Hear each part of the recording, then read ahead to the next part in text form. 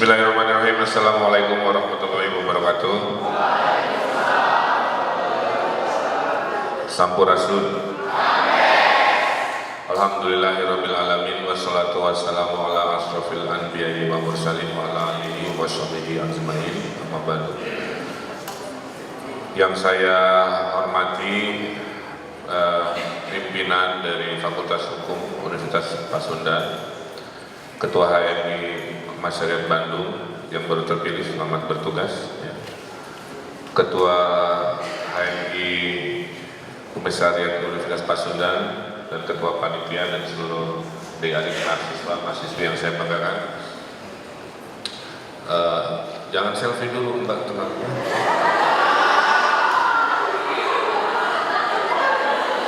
Baru assalamualaikum udah minta. Nanti di 10% terakhir. Saya mohon izin karena sehari agenda saya 7-8 agenda ya, jadi efisien aja. Saya coba sampaikan isu-isu selama kurang lebih 30 menit untuk memberikan gambaran apa yang terjadi di Kota Bandung selama kurang lebih 2,5 tahun kepemimpinan saya. Tapi sebelumnya saya ceritakan latar belakang saya. Ayah ibu saya itu adalah aktivis HMI di Jalan Sabang, ya. Berjodohnya juga di sana. Jadi kalau tidak ada HMI, tidak ada Ridwan Kamil, kira-kira. Ya. Saya lahir besar di Kota Bandung, TK Aisyah Muhammadiyah di Dago Barat, terus ke SD Banjarsari di Jalan Merdeka, lanjut ke SMP 2 di Jalan Sumatera, kemudian saya ke SMA 3 Bandung, terus saya ke ITB ambil arsitektur, setelah itu S2 di Amerika di UC Berkeley. Setelah lulus saya kerja 7 tahun di luar negeri, kerja di Amerika, di New York, di San Francisco dan di Hong Kong, sehingga adik-adik bisa paham pola pikir saya. Ya. Saya terbiasa bergaul di lingkungan internasional selama 7 tahun, berbisnis dengan dunia internasional, melihat peradaban-peradaban negeri lain. Nah itu ada peta proyek-proyek saya ya, ada yang kuning dan merah. Ya. Kuning itu sebelum saya punya kantor sendiri, merah itu proyek-proyek yang saya kerjakan setelah saya pulang. Jadi saya ini orang mandiri lah, kira-kira begitu. Menjadi wali kota karena gelisah melihat banyak masalah di Kota Bandung, sehingga saya melompat ya, dari dunia kedosenan, dunia profesional menjadi wali kota. Nah, ini karya-karya saya. Ini Museum Tsunami di Aceh ya, bagi yang orang Aceh mungkin tahu, dan beberapa karya-karya. Jawaban Bung Karno adalah karena kita punya kesamaan nasib, karena sama-sama bernasib Aceh sampai Papua dijajah oleh Belanda, maka disitulah letak kesatuan kita, toleransi kita, sehingga lahirlah yang menjadi Indonesia hari ini. Nah, selama saya menjadi wali kota, saya mulai dulu dengan hal-hal yang fundamental. Bahkan yang pertama adalah kita MOU dengan KPK, ya. Kita MOU dengan KPK karena kita ingin Kota Bandung ini betul-betul bersih, tidak ingin seperti berita 2 hari ini. Ya, kita ingin dikawal KPK sampai sejauh-jauh. Ya itu.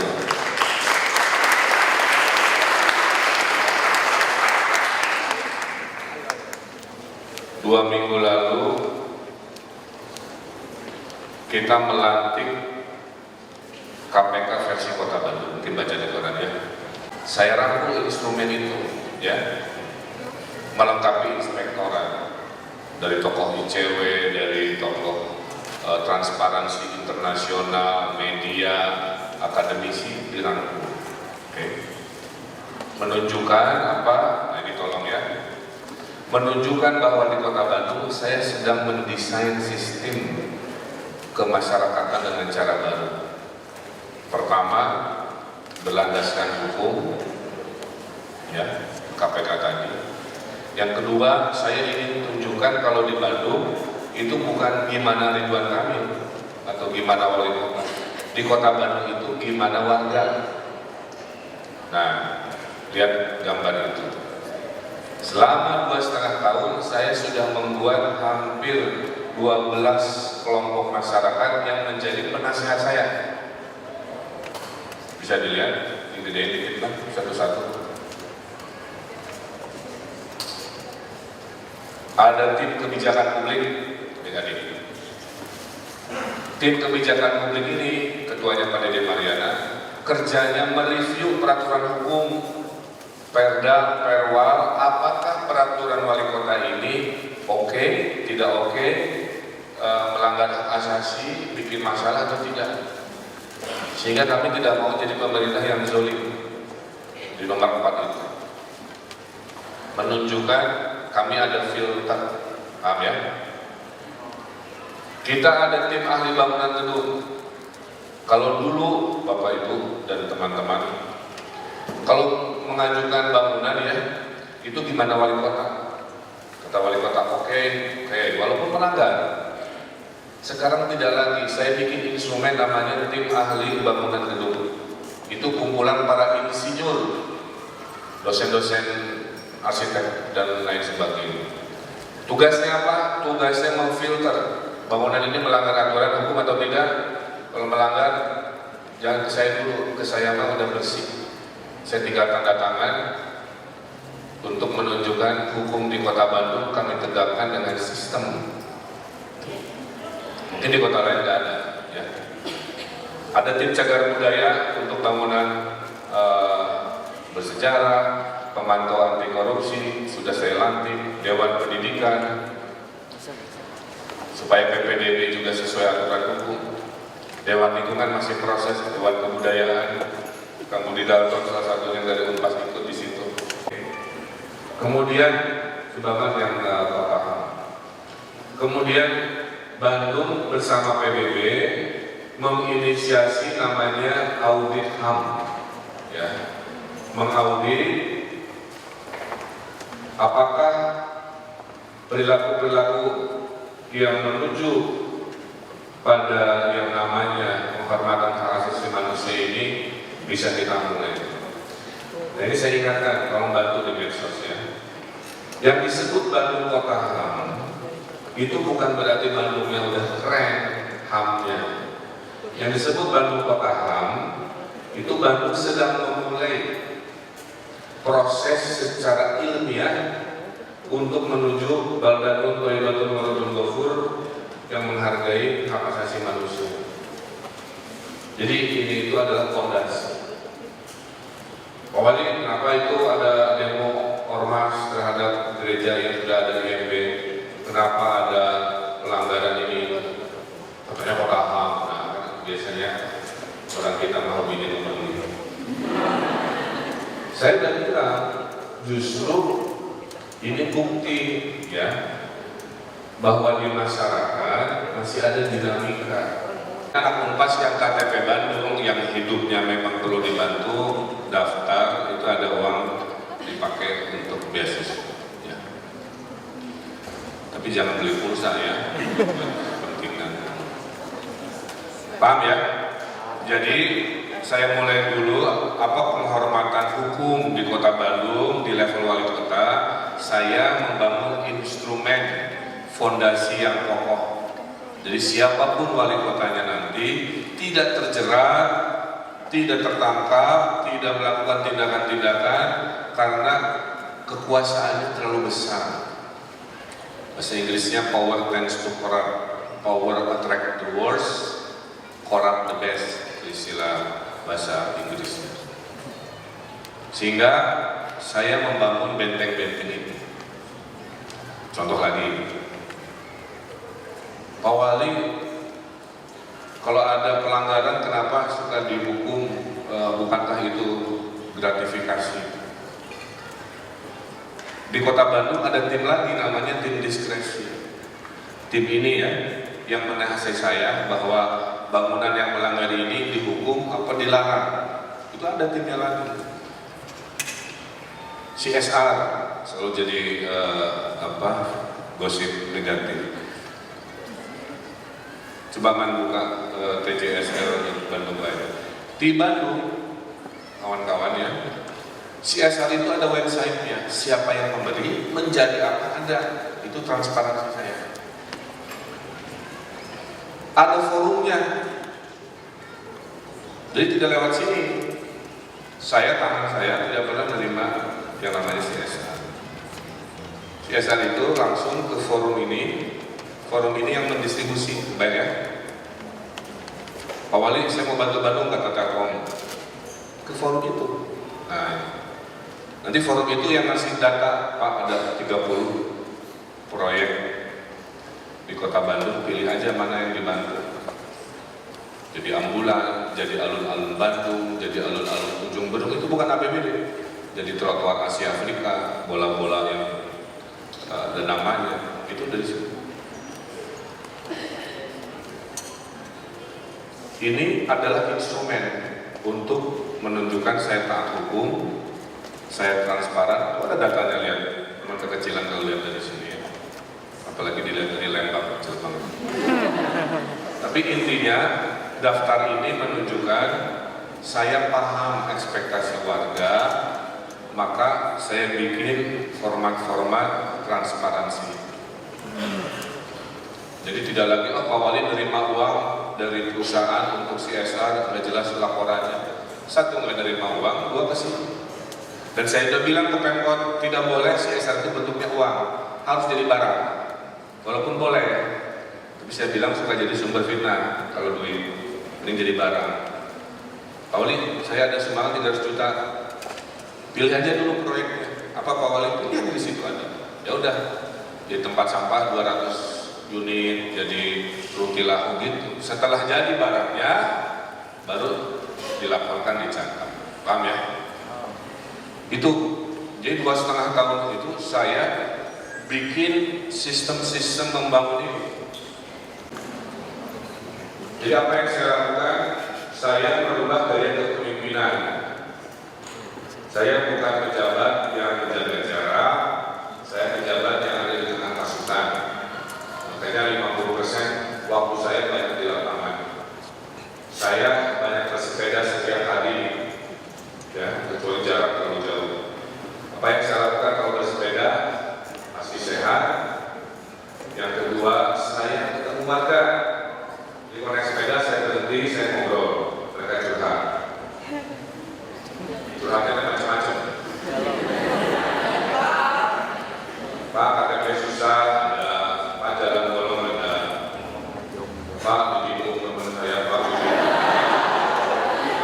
ada. Pak, skripsi berdua terus, Pak, ada. Ketiga, dengan saya naik sepeda, saya menemukan masalah di jalan. Jalan bolong saya telepon, sampah saya telepon, termasuk komprengan yang ramai kasus hukum. Dan supir komprengan itu adalah angkot ilegal. Sudah 16 kali saya duduk baik-baik dari mulut saya ini. Sudah saya makan ke pendopo, adik-adik kamu. Saya kasih solusi, saya kasih pekerjaan. Ya. Tapi dalam hukum di negeri ini kan resiprokal ya. Saya yang udah toh-tohan bahasa Sunda namanya. Tapi menurut warga Bedegong gimana? Lebih tertib, ya, lebih taat aturan. Semua dinas-dinas di Kota Bandung harus punya Twitter. Ini lihat, mereka harus melaporkan kegiatan setiap hari. Ada 151 kelurahan, ada 30 kecamatan, ada 20 dinas, kurang lebih begitu ya. Di total 200 lah. Setiap hari ada 200 berita via Twitter, Facebook, diupload. Tujuannya apa? Supaya warga Bandung tahu kami ini kerja. Jadi kalau ditanya Pak Wali, Satpol PP kerjanya ngapain aja? Lihat aja ke Twitternya tiap hari dia membereskan ini, membereskan itu. Inilah bentuk komunikasi, reformasi komunikasi kepada warga. Paham ya? Jadi ada reformasi komunikasi, kamu bisa komunikasi dengan dinas, kinerja Pemkot bisa diawasi, kinerja kelurahan, kecamatan bisa kamu evaluasi oleh warga Bandung, kira-kira begitu. Termasuk sekarang perizinan, ya, perizinan di Bandung untuk usaha mikro dihilangkan. Misalkan, siapa yang wajah susah di sini ya? Misalkan salah satu dari kamu, Pak, saya mau bikin usaha seblak seha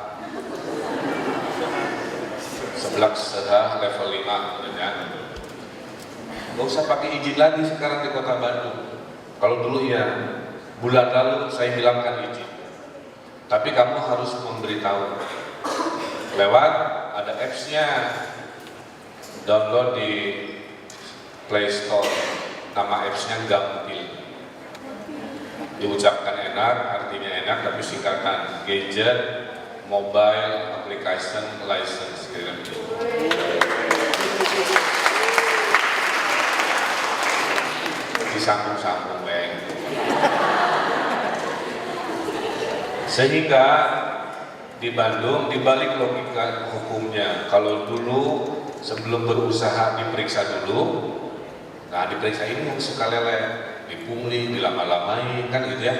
Sekarang dibalik, kamu usaha dulu, periksa di belakangan, random. Ya. Untuk usaha yang menengah besar, izinnya juga online. Kamu ke BPPT, izinnya daftarnya online, bayar izinnya juga online, dokumen izin kita kirim pakai tukang pos ke rumah, sehingga tidak ada pertemuan warga dengan petugas. No. Kalau dulu mau ngurus izin, datang ke kantor izin, calo-calo sudah berbaris rapi menyambut dengan semangat 45. Mau ngambil izin yang udah beres, calo-calo juga dengan semangat 66 katanya menyambut. Duit lagi kan, kalikan ribuan setiap urusan, berapa miliar uang pungli, uang calo yang beredar. Gara-gara perizinan online, sekarang nggak ada lagi calo, nol.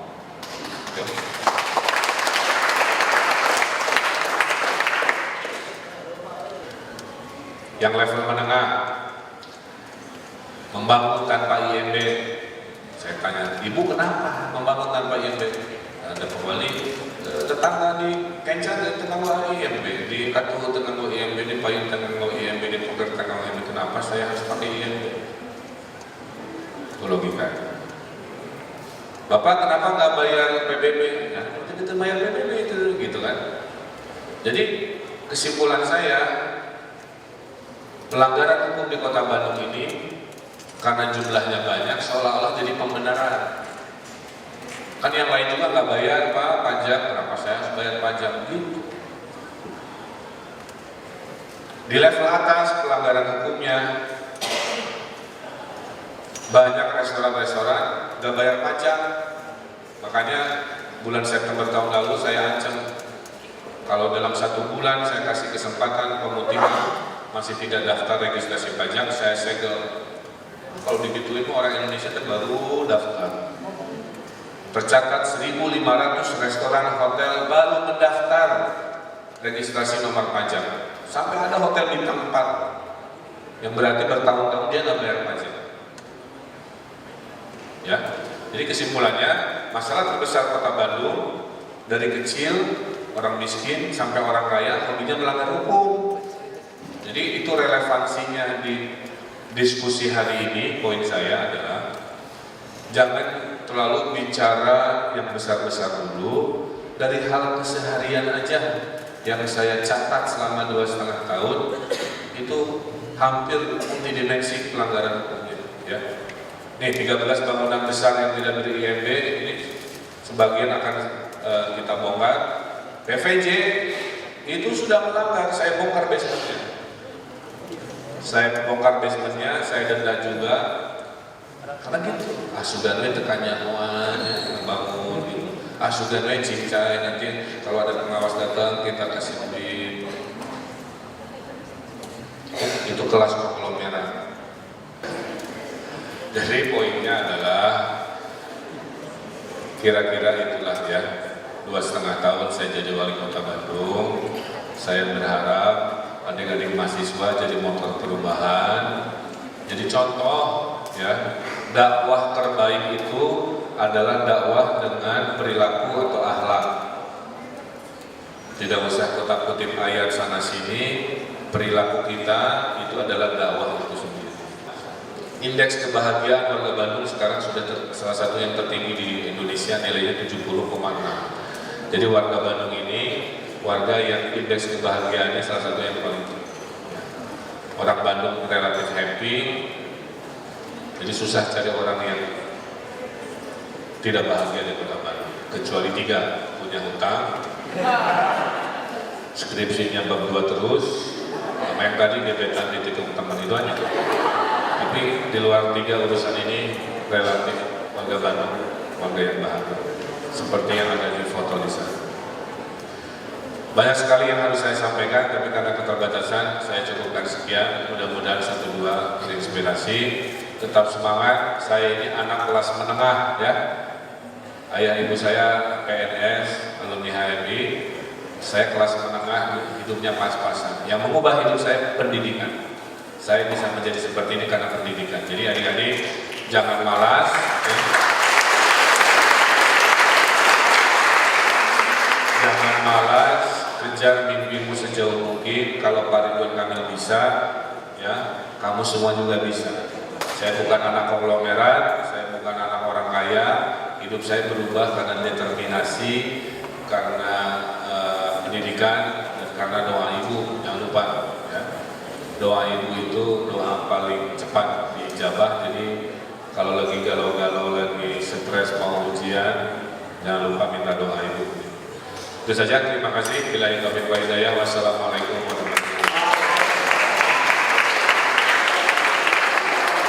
Mohon maaf kepada Bapak Ridwan Kamil untuk menetap di tempat karena acara selanjutnya akan dilangsungkan dengan pemberian kenang-kenangan dari pihak fakultas kepada Bapak Muhammad Ridwan Kamil.